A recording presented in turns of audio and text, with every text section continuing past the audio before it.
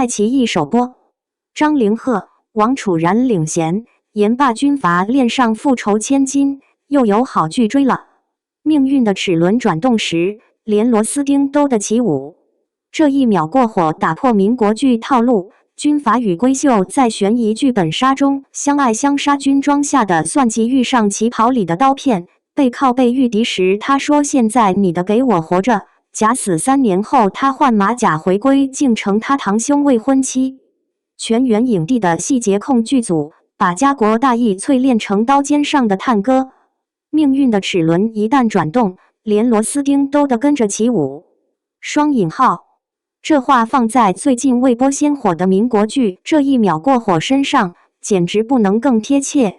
本来以为又是军阀爱上我的老套路，结果点开路透直接傻眼，这剧简直在民国背景里玩出了悬疑剧本杀的刺激感。先说说这剧的门面担当，张凌赫往那一站，军装笔挺，眼神里藏着3分不羁7分算计，活脱脱从小说里走出来的剑魔脸军阀。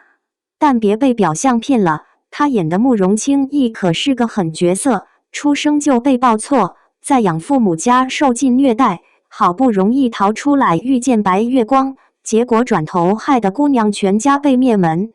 这什么地狱开局？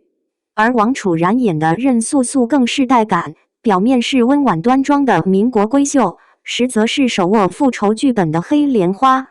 她的旗袍造型每套都是暗藏玄机，衣襟上的绣花可能藏着刀片，温婉笑容里可能淬着毒。这两人同框时，那种我爱你但我要弄死你的张力，简直让屏幕前的我们一边抠沙发一边姨母笑。这剧最绝的是，连丫鬟小厮都可能带着800个心眼子上班。上次看到这么全员影帝的设定，还是在公司年会表演节目的时候。路透里有个场景特别戳我，任素素在雨中撑伞走向慕容清义，伞沿抬起时眼神从温柔到决绝只要 0.1 秒，背景里的群演居然都在戏里卖烟小贩警惕地瞟着四周，黄包车夫弯腰时露出手枪轮廓。这种细节控剧组简直是把尊重观众智商写在脑门上了。说到情感线，这俩人简直是在刀尖上跳探戈。年少时他是他的救赎光，重逢后他是他的索命债。最绝的是任素素操作天秀为救别人直接假死跳崖，把慕容清义虐到崩溃，3年后居然换了个马甲强势回归，还成了他堂兄的未婚妻。这是什么社死现场？订婚宴上两人举杯对视时，眼神噼里啪啦的火花够给整个上海供电3年。但这一秒过火妙就妙在不止沉迷狗血。当战争来临，任素素撕碎旗袍做成绷带，慕容清义把定情怀表换成作战地图，这种私人恩怨先放，国家大事要紧的转变特别戳人。记得有个路透片段，炮火连天中两人背靠背御敌，慕容清义突然说：“等打完仗，你要杀要剐随你便，但现在你的给我活着。”这种家国大义下的感情升华，比纯粹虐恋高级多了。剧组在服化道上简直卷出天际。王楚然有套染血旗袍，暗红色血迹在月白色绸料上晕开的像墨梅，镜头拉近还能看见绣着素心2字的衣领被子弹擦破。这种细节让人瞬间带入乱世中爱情的无常感。而慕容清义军装上的肩章变化更暗藏玄机，从纨绔子弟的虚衔到实权将领，金属光泽越来越冷硬，就像他逐渐冰封又被迫重塑的内心。要说演技派团战，傅辛博演的堂兄慕容清瑜可不是工具人，他在亲情与爱情间的挣扎，差点让我爬墙站错 CP。胡杏儿演的程锦之更是飒爽，面对男主那句你非要嫁个不爱你的人，双引号，直接回怼，这世道谁说结婚是为了谈恋爱？这种反套路台词让民国剧终于有了现代灵魂。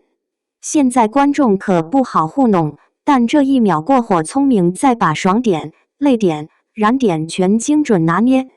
任素素调马甲时的夫人，你马甲掉了修罗场，比霸总文带感100倍。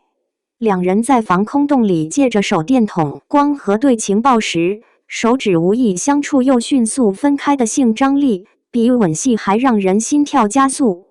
更别说每次交锋都像高手过招，他递茶时悄悄转3下杯盖，他就知道茶水被动了手脚。